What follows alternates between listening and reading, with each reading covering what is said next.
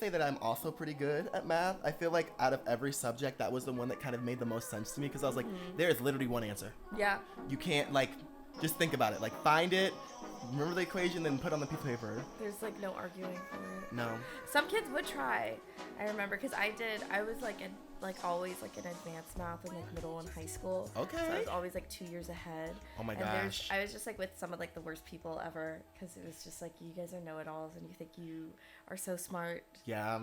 That's kind of... I have a similar experience because I went to an academy. Mm-hmm. And let me tell you something. Those people are the worst. Yeah. The people that fight for that 4.0 and, like, the only way you could stay in the school is if you kept a 3.5 or above. No one was happy at that school. Oh, God, no. No one was happy. Especially, I would be like, I'm depressed. I'm like, what's depression? Right. Huh? Just do your work. Just do your work. What do you Take an Adderall or something. Take an Adderall or something. Go to therapy. I mean, what are we supposed to do? We're just a counselor. And I was like, you're right. And then the only time that counselor ever helped me in high school was like once. And they were just like, don't listen to people about your lisp. It's going to make you you. And then I said, you're right. And then I said, it makes me meet all my friends. And they were like, ooh. But also teenagers are just so mean, too. Have you watched any part of Stranger Things yet? I haven't seen any of it. Not even, like, the first season. I know, I'm one of, like, the few people who doesn't watch it. Love. I know. Y'all, first, we just kind of dove into a little bit of conversation.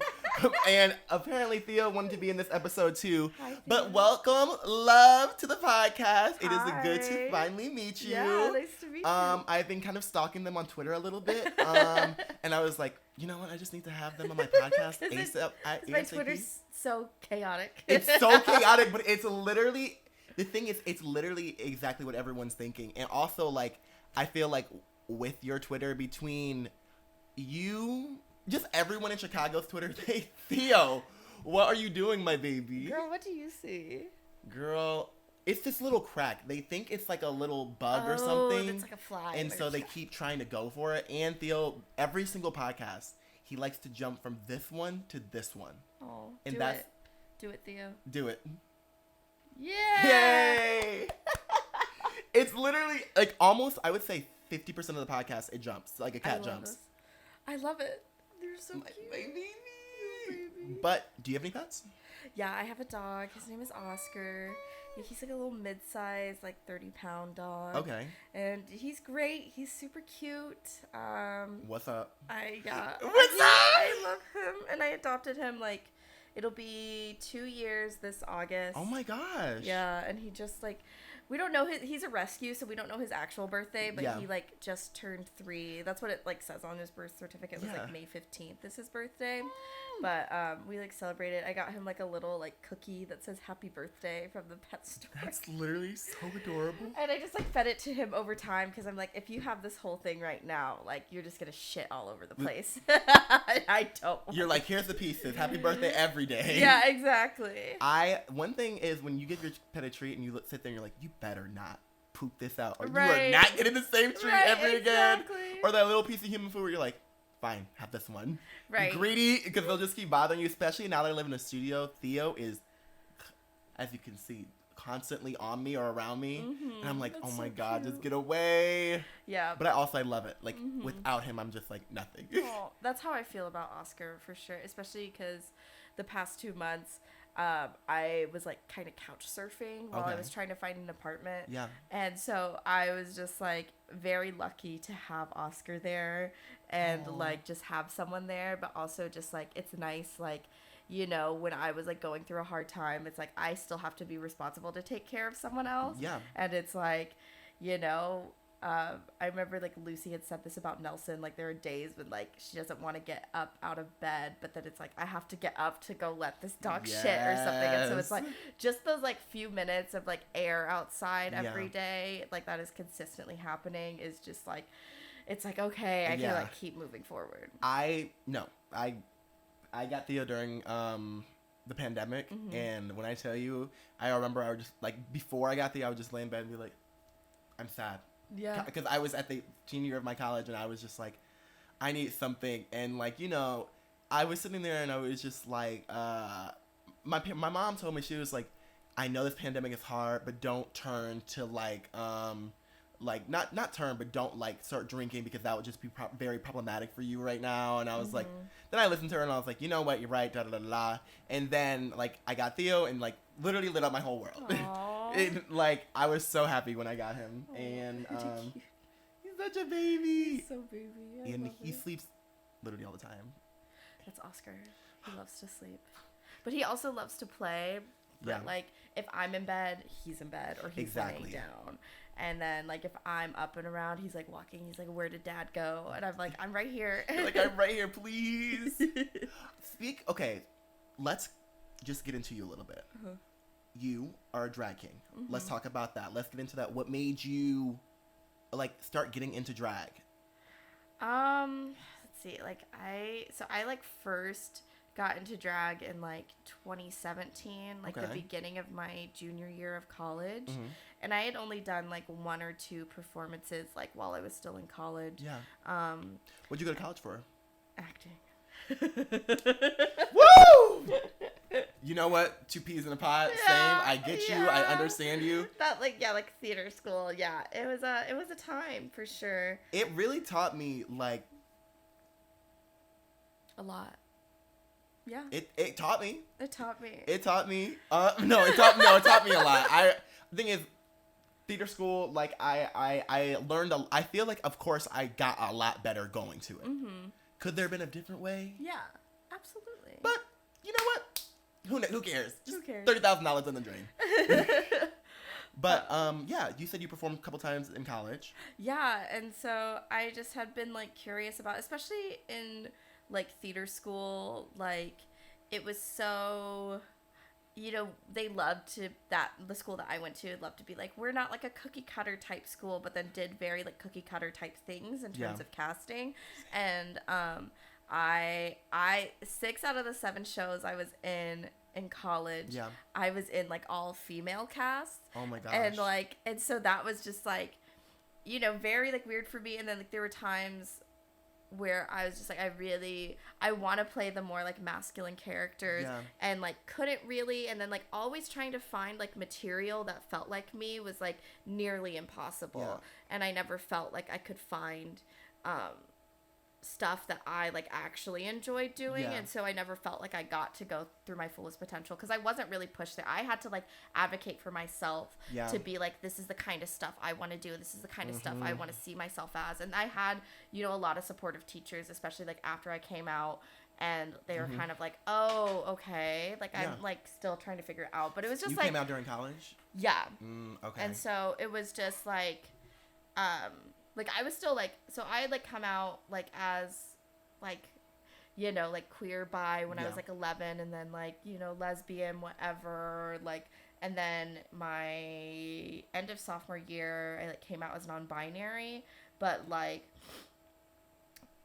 I wasn't like, not like I wasn't treated as it, but I don't think it was like as acknowledged because I went to school with a bunch of like cis people, and so they're like, well, Tati hasn't really said anything differently. It's my name out of drag, but and they're like, I don't know if like this is what, you know, we were supposed to do, and then I had to like, you know, it's kind of coming out never ends, and coming out never ends, and it's constant having to become a teacher for a moment. Right, exactly. And so it was just a lot of that, and so it was hard to like focus on my craft while also like trying to teach. And so I was like, I want another way to like express myself where I have a lot more autonomy over like my art that I want to create, whatever that is, and like figure it out, because just like theater wasn't doing that for me. I can see it. We probably have very similar issues on different sides of the coin. Very much the same, and but I actually didn't really come out until the end of college.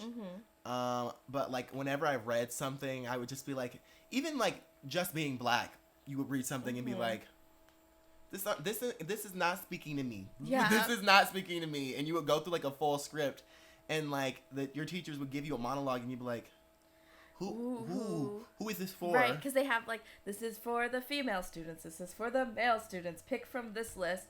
And it's like, I was never really seen as feminine in college growing up. And, you know, like, there were times when I would, like, try, but I like, especially now, like, where I'm at, I definitely see, like, oh, I am very much just, like, a gay femboy. Yeah. And that's kind of what I was trying to, like, figure out, but didn't quite know how to, like, express and, like, you know, just, like, express it. And so, what kind of was, like, that turning point for you? Like, that where you're like, oh, this is kind of like who I am, like where you kind of felt like you kind of fit that like shape a little bit. I feel like this is pretty recent. I'd say like more so with like my drag in the past year. Like that is like where I've kind of discovered it, just like being like flamboyant on stage and like making that my persona, just like super gay boy. And like I was like, oh yes, this is like totally me, and it feels like very authentic, and it doesn't feel like forced or like pushed. Like, you know, I can like heighten it or I can like tone it down. And so it's just like I was like, oh, this is very much like how I feel. I definitely, that's very interesting, because I like I said, like we have a lot of parallels, and I feel like a lot of people have a lot of those parallels where you're looking like, oh, you know, this fits a lot more. And as I'm figuring out of like being non-binary, being trans, and then you're just sitting there, you're like, my head hurts. And exactly. you're just like, I just want to cry. And then right now I'm just like, okay, until I figure it out, just say them. Yeah. Very much non-binary vibes. I'm ready. I'm taking it for this, like, taking it as the days come along. Because, you know, there's two things. One, it's an expensive process. Yeah. People never talk about, like, people always talk about, like, the surgeries and other things like that. But like also the clothes. I was literally just having this conversation the other day. Like, so right now, my like, so I just moved and everything. And so, like, most of the stuff I own is drag. And, like, a lot of, like, my pedestrian clothes I've, like, thrown out because they just aren't me anymore. But just, like, haven't had the money to replace them. Exactly. And so it's, like, you know, for me, just, like, as someone who does, like, drag to, like, help with like paying for things like food, bills, like rent, all of that stuff, like for my dog. And so I'm you know, more likely to invest in like buying drag or buying things for my drag, because that is what's gonna pay. And like, especially when it comes to drag, like, you know, the better you look, the more you're gonna get tipped. Like, people will hand you a 20 if you have like a really nice costume on. It just happens that way. And also, I want to look good too, and I like being able to like elevate Luv Am and I, and I like being able to like look good and feel good in my drag. But I just like haven't, you know, done that with my pedestrian clothes. Like, I was like, oh my god, I have like nothing to wear out of drag. It's just like the same like 5 muscle tanks and like 3 pairs of jeans for the winter and like 5 pairs of shorts for the summer. And I'm like, you're like, this is me. I'm like, maybe I should now. And especially since I've gotten top surgery, because that was like the biggest thing. I was like, I knew I wanted that before like doing anything. Like, I haven't started tea. I haven't like done any sort of, like, I've gotten a haircut now, but like that's like it. But I was just like, especially now, I'm like, oh, I should start buying different clothes. That makes me like feel good now. I've kind of felt that problem too, where it's just like, one, it's a lot of money, and two, where you're like, you want to get the things where you're gonna look really stunning and you're gonna walk out and be like, oh my god. But then some days you're just like, oh, but what if I want to casually look like this and casually just walk outside and like something just a little bit more feminine, or a little bit more masculine, to like where you're like, a little bit more. I don't want to get clocked. But like that, maybe that's not where you're going. But like, there's times when I'm just like, okay, I don't want to dress like too masculine because I don't want to have to deal with like stares or looks or whatever. I'm like, I'll dress like, you know, masculine enough where it's just like, today I don't want to deal with that, which is like an unfortunate reality, not because I don't feel comfortable, but it's just like for safety purposes. And like Chicago is not the tea right now at all. I've been just on Twitter back to back, like just trans people, femme people, queer people just getting like really attacked. Like, and you're sitting there, you're like, so are we gonna address this problem? Right. And a lot of it is also other people in the LGBT. So what's happening? Yep.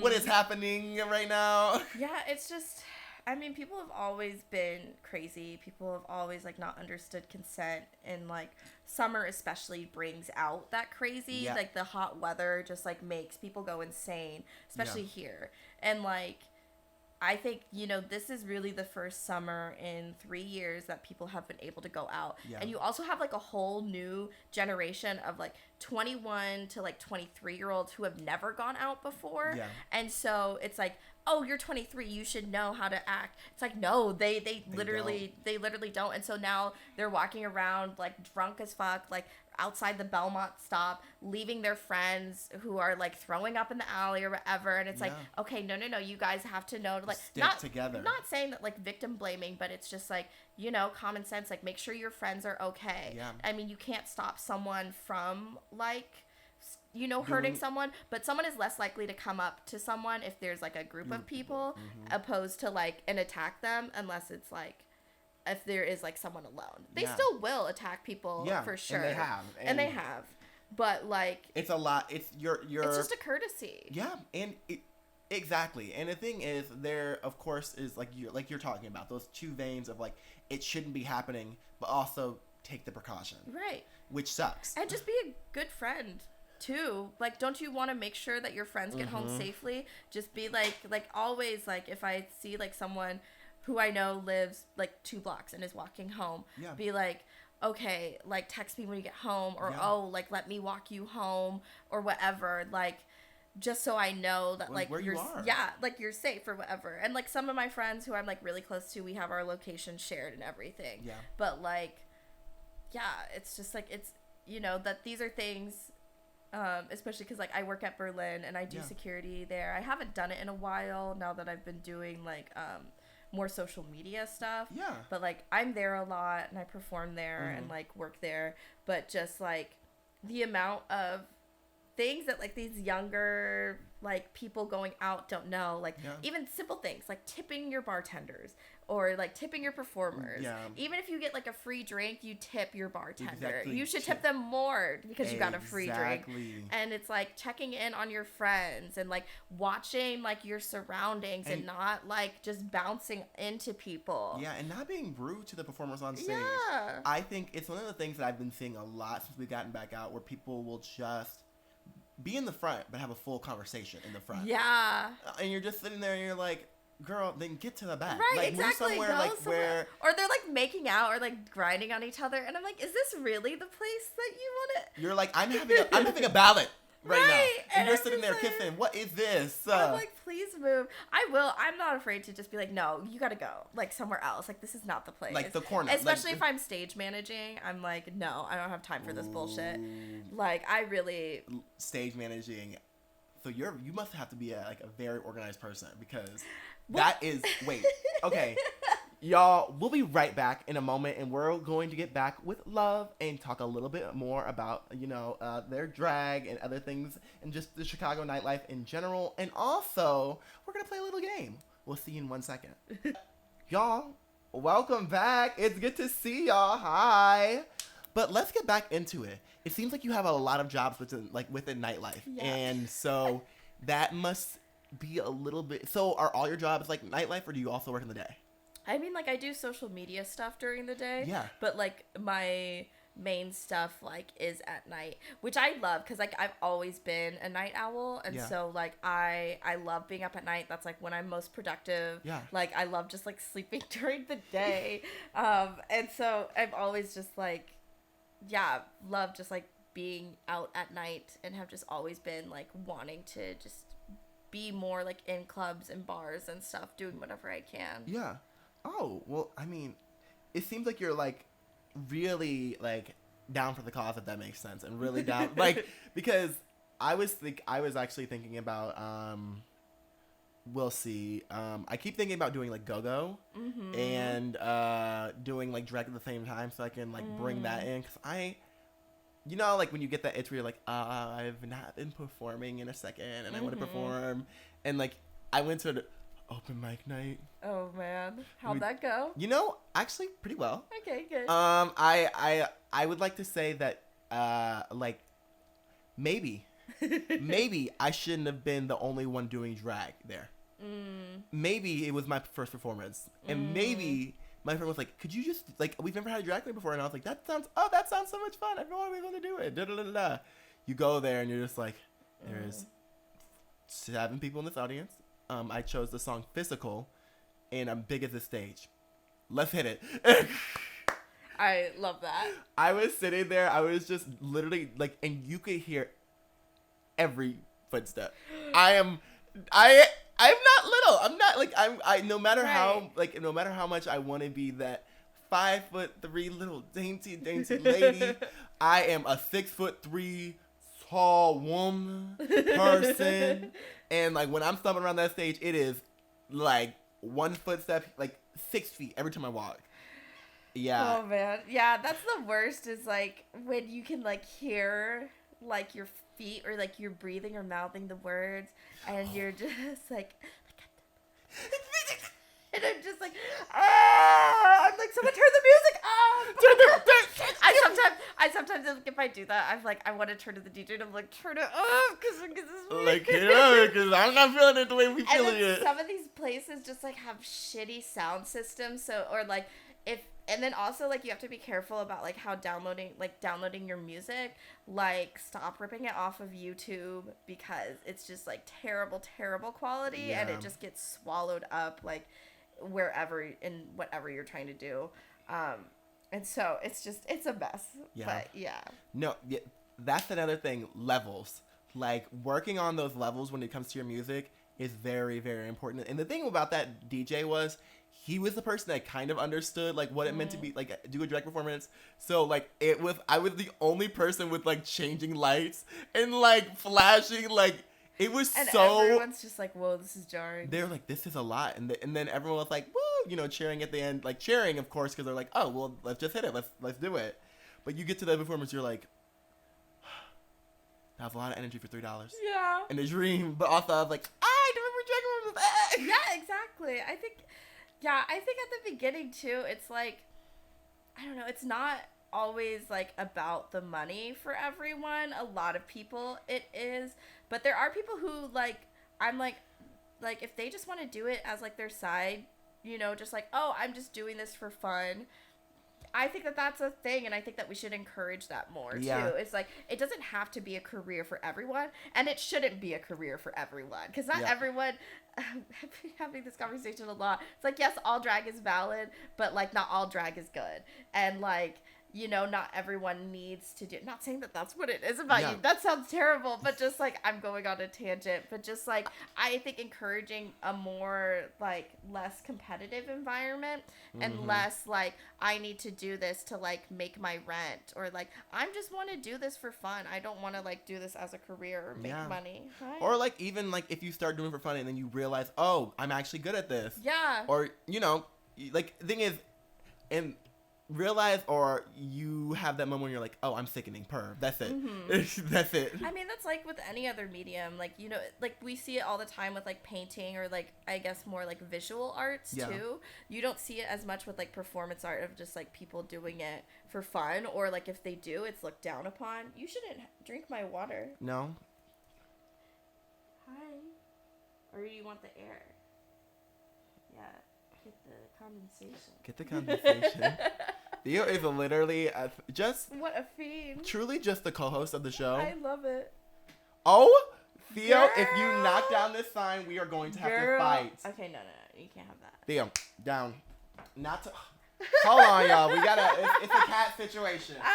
Get the cat. You literally have water right here. Go to your water. He was like, I don't want that water. I literally just poured it for him this morning.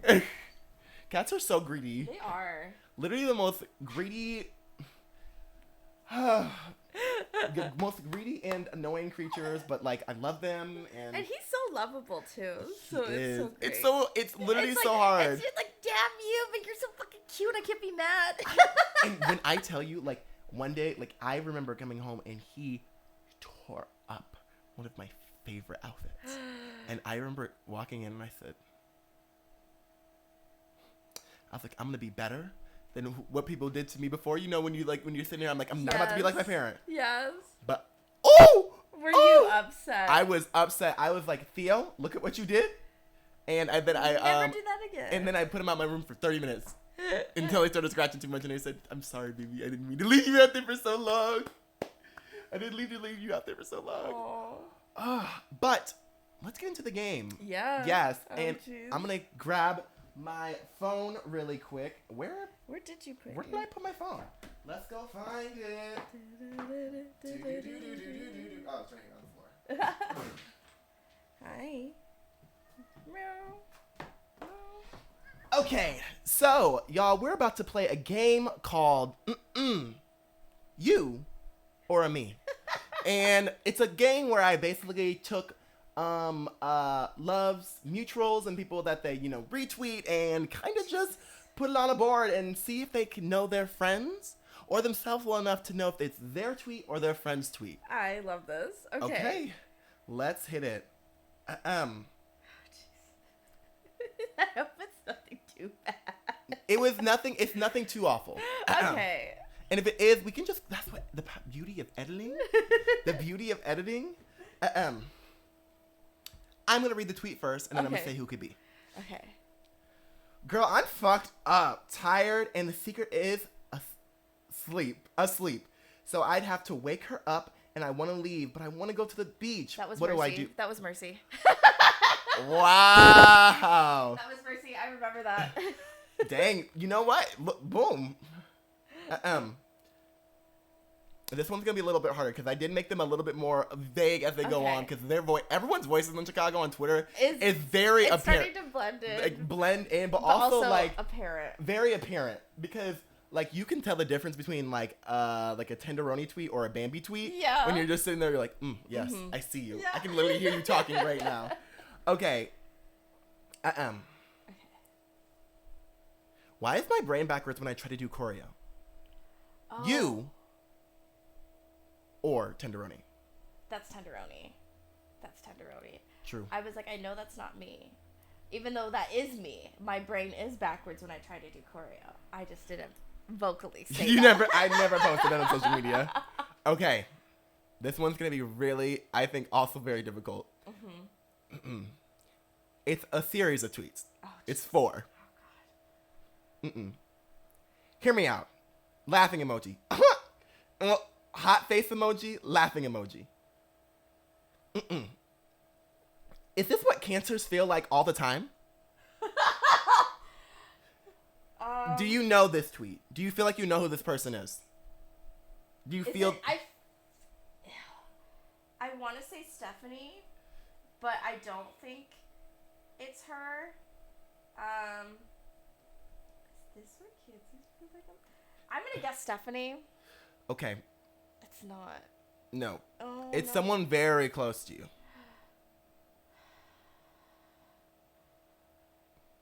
Closer. Very well. I mean, I could say you, but I feel like you already know it's not you. It's not me. But who is it? Do you want a hint? Is it Tiki? No. Is it Liv? No. Would you like me to read it again? No. I can picture. Do I know this tweet? I don't know. Who is it? Luke. Luke I mean. Luke. Oh my God. It's your parent. How could you not know? My dad. I'm so sorry. Your dad. Come on. That is very close. He is very close. I was sitting here, I was like, it's very close to you. I was like, it's Luke. It's literally my dad. Oh my God. Hey, you know what? Hey, I'm not going to say that you should know every one of your dad's tweets. I should. But you should. I should. He would, yeah. Especially his Aries ass. Totally is like, what are emotions? What are emotions? I also have one question for you at the end of this, but I'm going to save that for after this one. Okay. An ER is a lot like a restaurant when you really think about it. That was me. So let's talk about this tweet. What does this mean? What does this mean? Okay, so I was sitting in the ER. I actually followed up with an explanation because Pagina was like, please explain this. And I was like, okay, when you think about it, like you come into the ER and you have someone, you have like the front desk receptionist like greet you. And that's like the host, you know, like at a restaurant. And it's like, okay, here's your number. And then then it's like, okay, great, we're like waiting, like maybe you gotta wait, or like oh, you can go straight to your room, or like if you're in a restaurant it would be straight to like your table. And then, you know, like you go to your room, you have someone come in, take your vitals, which is like, you know, a busser bringing you like the waters, you know, like while you're waiting. The parallels. And then you have and that's like the nurse or tech or whatever. And then you have like the doctor come in to like diagnose the problem and like prescribe you things. And so that's like the server coming to take your order and give you like your meal. And then you have like, in case like things are going wrong, you have like the doctor's like the supervising doctor, which is like the manager. And then you're done. And so it's like a restaurant. Yeah, an ER, you know what? An ER is like a restaurant. You know, and now that you've explained it like that and put all those parallels together, absolutely. Exactly. Oh, but the only thing is, ERs don't have no good food. No, they don't. Have you ever been, how long have you been in a hospital? I've been like, have I been overnight for... If you've never been overnight, that's a blessing. I think I have, because I had to get a cyst removed when I was like 13, and so I had to like stay. Oh, but you had the good food. I haven't. I mean, it was okay. It wasn't like anything special. Let me tell you something. I had the adult food. They came and gave me a vegetarian lasagna. I smelt it and I said, "This smells like a foot. I'm getting Uber Eats," and I was like, "I cannot eat this." And I was sitting in bed because it was like week 1.5 in the hospital. I was sitting there. I was like, I'm putting my foot down. I need real food. They're like, are you sure? Like, we're not sure if your can handle it. I was like, if my stomach can't handle it, that's my stomach. I will take care of that. But I'm not gonna eat this nasty ass food anymore. No, they're like no seasoning because, you know, of course someone could be allergic, so they try to make it as bland as possible. Right. And you're sitting there and you're like, ugh. It's truly disgusting. And this is the actual question that I've wanted to ask you. Yes. So your Twitter handle, this label that you've given yourself. Yeah. Chicago's most breedable king, correct? Yes. Am I? I feel like I got that correct. Yeah. Okay. Let's talk about that. What's that mean? So what are we saying here? Like, let's talk about it. Oh my God. Who gave you? Did someone give you this title? No, this was me just like fucking around, because that was also, it goes back to what I was saying earlier about like being a gay boy and like having that realization and just being like, I want to be just like a drag king. I just want to be a drag king. Yes, that. But I just want to be a drag king who is just like super duper fucking gay. Yeah. Because I feel like a lot of times in just like masculinity itself, you don't see that femininity portrayed as much. Like there were plenty of like, you know, trans masks and like trans men and drag kings who are like feminine and flamboyant. Yeah. But they, you know, they aren't, you know, put as much to the forefront. You see like the ones who are like passable or who look like cis men or whatever, and who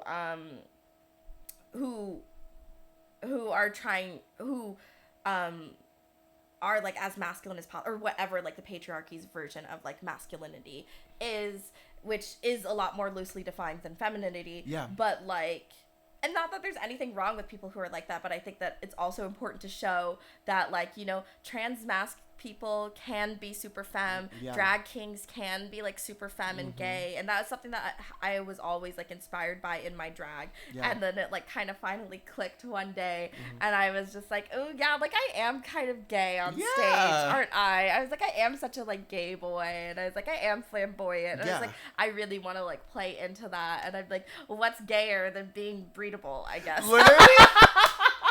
And I was like, what is?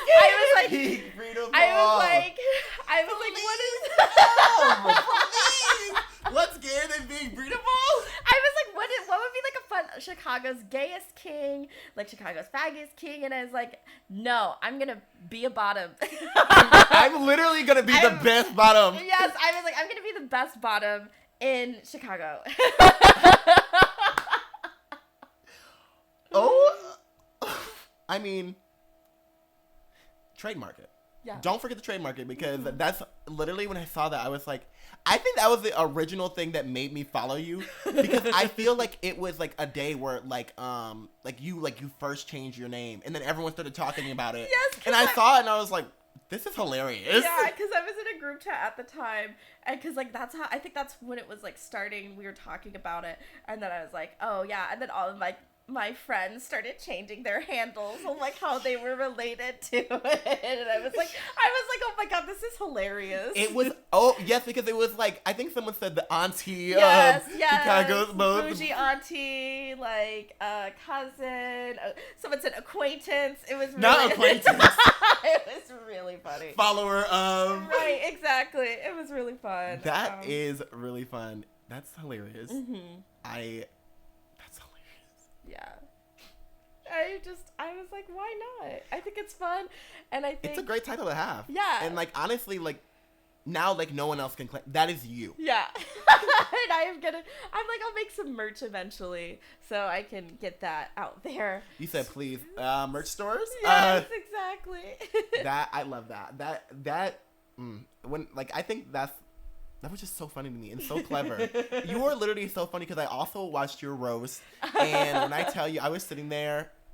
How was that competition for you? Like, it was fun. It was stressful, but I was like having a good time. And we're talking about freshman 15? Yeah. Yes. And so, of course, it's like stressful, like trying to just like come up with new shit every week. We got like the prompts ahead of time, but like, and I have been thinking about it, but like about them ahead of time, but I was like, I don't know how far I'm gonna make it. I don't want to like buy a bunch of shit in case I don't make it as far as it, and then I made it to like the finale, and so I was like, okay, I guess I could have got a little bit further, but yeah, I just had a really good time, and I got like close to so many people, and like I like a couple of like who I consider my best friends were like in it, and because of that, like are my best friends, and I just got to like do a bunch of fun stuff and like wacky shit, and like make really cool outfits like with my friends, and like come up with really fun and like stupid concepts, and really kind of like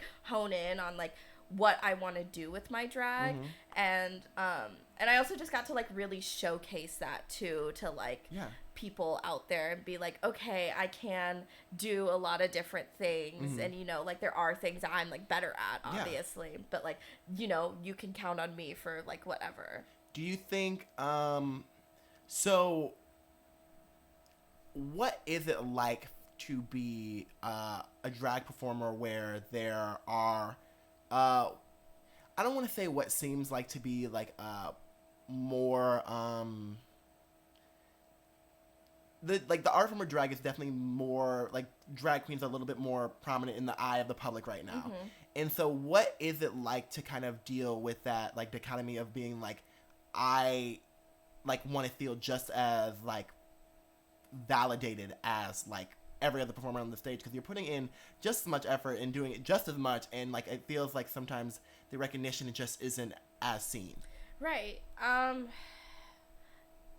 Yeah, it's frustrating. That was a little deeper question, but I mean, I'm totally fine with it, because there's been a lot of like discourse lately about kings, and just like, like you see it on Drag Race all the time. You see all these queens, like when they want to show versatility, they'll dress up as a king, but then RuPaul won't allow like drag kings on to the show. Like that's too different to judge. Yet like go to pretty much any competition in Chicago, and you have drag kings competing alongside, and not even just Chicago, but like any major city pretty much. Competing alongside queens, and like you literally just had Tenderoni win Drag Queen of the Year last year, and like competing against like other queens, and so it's just I mean I'm just like frustrated because it's like y'all are just like bending over backwards to make these stupid ass opinions, and part of it is because of RuPaul. I mean, a lot of people didn't think that trans people should compete on Drag Race because of RuPaul. Yeah, and it's like black trans women and like brown trans women are the reason that like drag exists the way that it does today. They are the pioneers, and they are being, you know, X'd out of the biggest opportunity for them. Yeah, and honestly, it's still like it's still not enough. I want to see people who go into the show and you know exactly who they are, because we don't get to see them on our screen still enough. You're just sitting there and you're like, well, I'm only seeing this one example of what it's like to be like a trans contestant on this TV show. One or two examples now. Right. We've gotten a little bit further on it, but it was very, especially at like even like a year ago. Very different story. Yeah, very different timeline. And people were very against it, and people just love to be like, "Oh, kings are boring," and it's like, how can you don't know every king? There are plenty of queens who are boring, but like. And, you know, there are kings who are boring, too. But it's like it's a whole subset of a group that there are many different kinds of performers. And how can you say that, like, this whole subset is like a kind that you don't vibe with? It's just, like, it doesn't make any sense. And so I just, like, I don't know. I try to ignore, like, not try to, like, get into arguments in general on Twitter. But, like, sometimes I will just be like, this is so fucking stupid. Yeah. And, like I've said, like, before, too, it's just that, like, you know, I'm really happy that, like, a lot of the people that I, like, am mutuals with, like, agree that these takes are dumb and stupid. But it's like, okay, now you need to start putting in that work in terms of, like, you know, cultivating your own scene here. Like, Chicago has a lot of fucking kings. Yeah. And so it's like, okay, you need to... make sure that you are like uplifting them, like casting them in shows, going to support their shows, reposting their stuff, and as much as you do like queens who are like just as polished, because there are so many kings who are like super polished and way more creative than like, you know, a brand new queen is. And so it's just like about uplifting that and making sure that you're nourishing this community here, so then kings can be as successful here and then take it elsewhere as well. I think that especially in Chicago, people have like, because before I got here, I only was in an area where it was all queens, and I only saw RuPaul's Drag Race. And so when I got to Chicago, I was like, wait, I was like, there's another version of this. Yeah. I was like, yes, okay, and like I feel like a lot of it comes from like it not being like, people don't think it can be as glamorous, but like I feel like there have been so many examples where kings give us not only glamour, but like very just different perspectives. Because even if you look at Luke, where like their last performance with the the pearls coming down their eyes, and like listening to Crazy and just watching them perform as like just a drag performer, and you're sitting there, you're like, this is what I want to see. This is what's gonna be like that next step. And like I just feel like sometimes people just get comfortable. People sometimes can't push their mind to go a little further, because it's just like, you accept this, but you don't accept this, and you don't think that these people put as much effort as these people when they absolutely do. And like, I'm like, it's not easy to like get these clothes, and honestly sometimes it's a lot more expensive to get these suits. Yeah, and finding designers or like wig stylists who can like actually make stuff for kings. I'm very lucky because Tenderoni has given me a lot of his drag, and so if you've ever, I always joke, I'm like, if you've ever seen me in anything you like, it is most likely from Tenderoni. But you know, and it's just like, that's also what I love too, is just like how we help each other out too, and like support each other. It's really great to see. And you know, like I also acknowledge that like I'm very lucky, like I've like only really been doing drag like in person consistently for a year, like this June. And so I'm just like very lucky with like the bookings that I have, but I know, you know, that it could be a lot more of us that are getting these consistent bookings. But I understand too that like we're seeing like a really big surge of kings right now. Yeah. And so it's like, okay, let's like nourish them. Let's give them more opportunities to grow and learn, because like that's how I was able to grow and learn, was like by being booked for things and being able to perform consistently.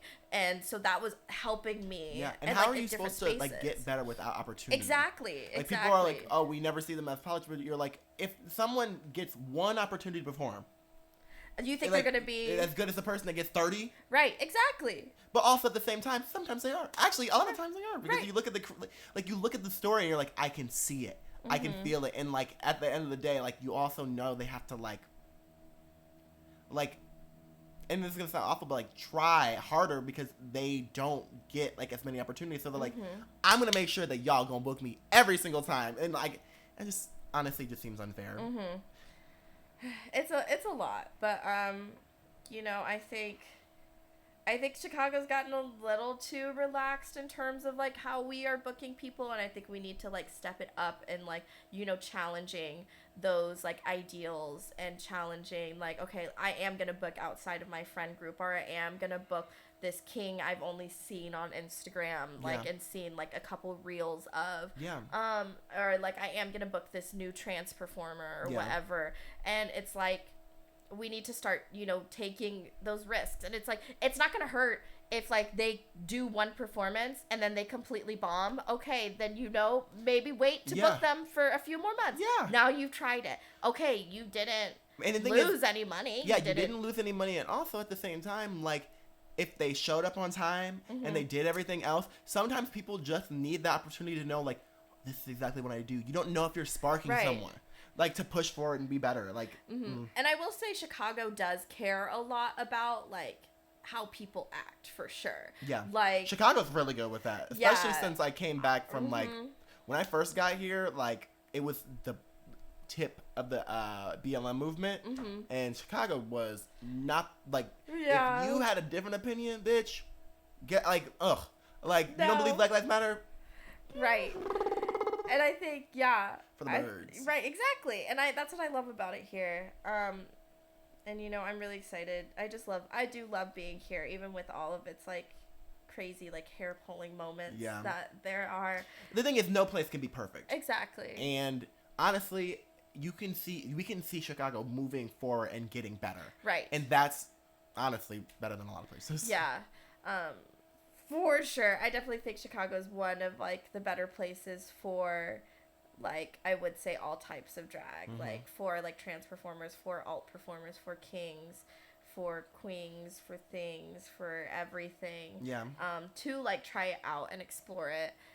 And you don't get that everywhere. In a lot of other places. Ohio, you would, let me tell you something. Living there, I would go to the drag shows, and I knew I guess I didn't know the difference, but like all the queens, they were just all like 40, 50 years old.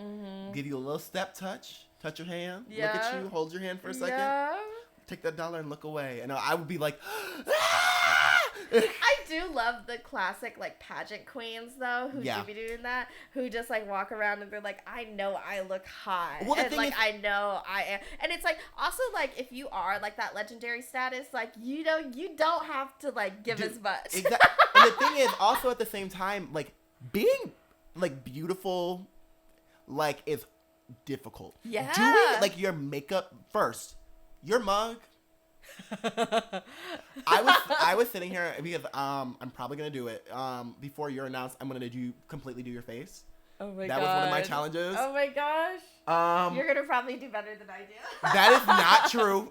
You have a great face. Thank you. Don't even do that, because I was looking at your face. I was like, this is very like I don't, because I'm just like, where's the highlight? Where's everything? I'm like, oh my god.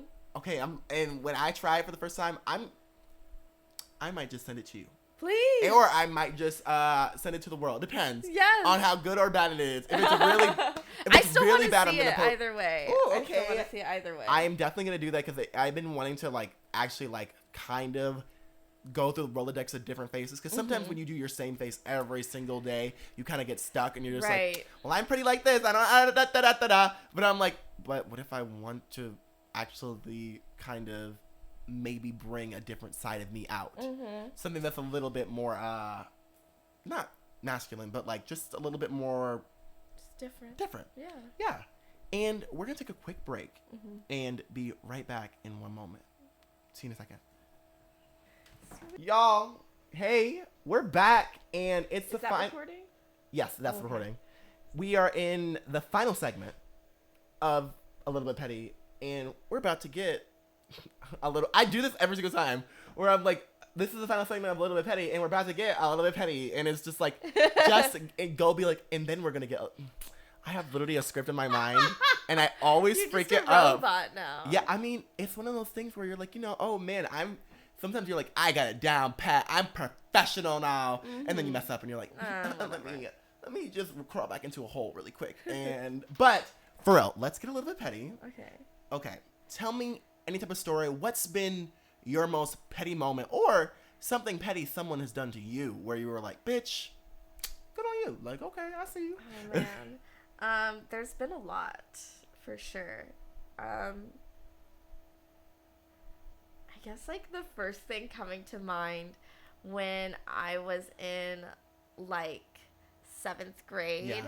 So I went to I was out at the time, and one of my friends was dating this one girl, and I kind of liked her, like her girlfriend, and like her girlfriend kind of liked me. And but like her girlfriend wasn't at the sleepover. Yeah. But like we all were, and we were like playing like spin the bottle or whatever. And like my friend was playing it, and we were all playing it, and we were all like kissing each other or whatever.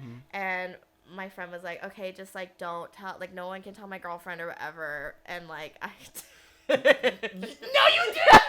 No, you didn't. You said I am the app. and then we dated for like a few weeks like after that, and like went on a couple dates.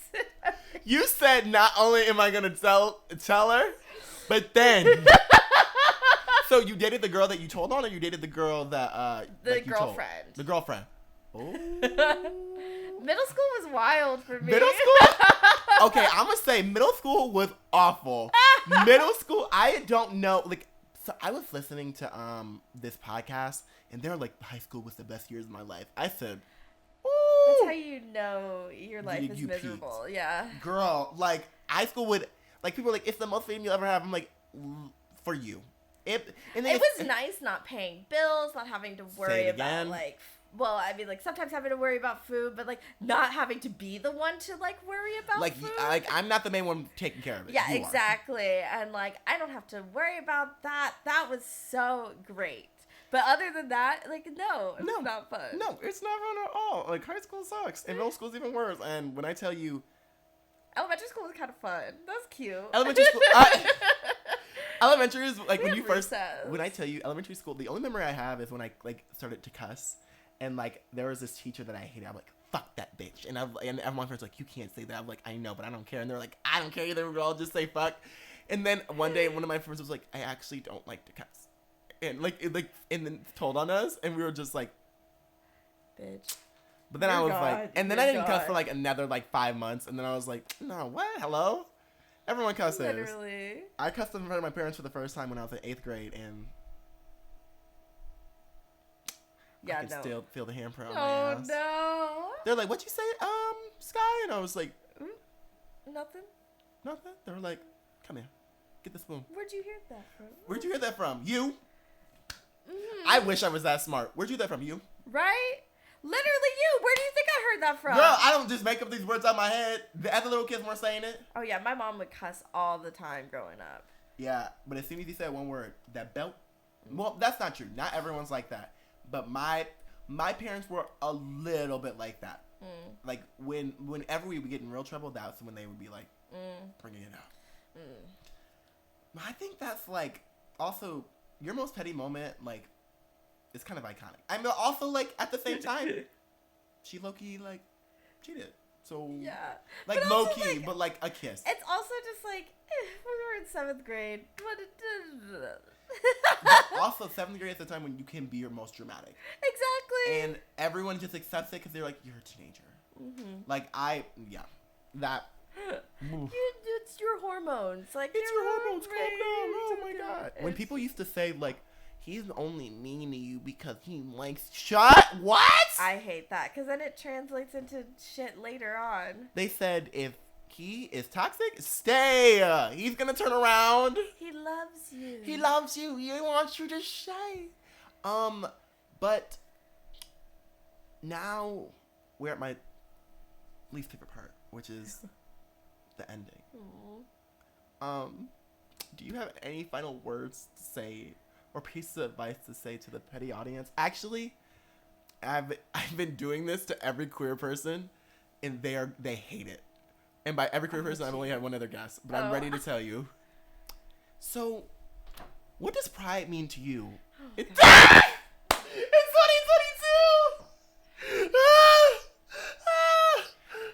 Right now, it means collecting these checks and getting my money so I can pay rent. But that's what it means to me. But I think pride is fucking bullshit. And I hate that you asked that. Do not show me a fucking rainbow. You're so rude. I can't breathe. Because the last yes, they looked at me, we stared at each other for 5 minutes, and we were just like, so what does it mean? What does it mean to you? And then they're like, what does it mean to you? And I was like, why would you ask me that? Why would you say that to me? You're so rude. It was one of those things where it was just like, during Pride season, I'm trying to collect this check too. And when you say Pride season or like, oh, what does Pride mean to you? Click, click, click, click, click. Give me that money. Give me this queer baby some money because it's hard out here. Right. I need to pay rent. I need to pay rent. It's not cheap. But thank you for that answer. That would be the first thing that goes up for the Pride campaign on my TikTok. So, and I'll make sure that it sounds good. I'll delete all the parts where I'll just say checks in on people, and then I'll go back to something else you said earlier, and then just clip it together where it's like, oh, perfect. Yeah. Amazing. Amazing. I love Pride. But Love, thank you. Yeah, thank so you. much for being on this podcast. I really do appreciate it. Thank you for saying yes. I was actually really nervous because I was just my God. I was like, I really like this person, and I'm going further and further away from my friends. So I'm going to people that I'm like, this person interests me. What do they like? And I'm like, okay, well, I guess I'll just DM them and see if they want to talk. Thank you for asking me. Of course. I had so much fun. I had such a great time. Thank you so much. And y'all, don't forget to follow Love. Where can they find you? You can find me at Twitter or Instagram, Venmo, Cash App at Luv Am I King, LUVAMIKING. And did you hear that Cash App and Venmo? Did you hear it? Did you hear it? I'll take it. I'll take the tips. Did you hear it? Take the tips. If you even chuckle once, I want to hear them tips. Ching, ching, ching, ching, ching, ching. Okay. Y'all, it's Skylar Badu everywhere. If you want to see me, meet me, say hello, look at the Rainbow Timeline, be glitter, be gay, learn about pride, gay, queer, gay, gay, gay. Have a great day, y'all, and I can't wait to see y'all and for y'all to listen to my voice again next time. Bye, and thank you so much. Bye. Bye. Okay, thumbnail time. That was so ugly. That was so ugly. So stupid. We're so stupid. I think we got it the first one. Yeah.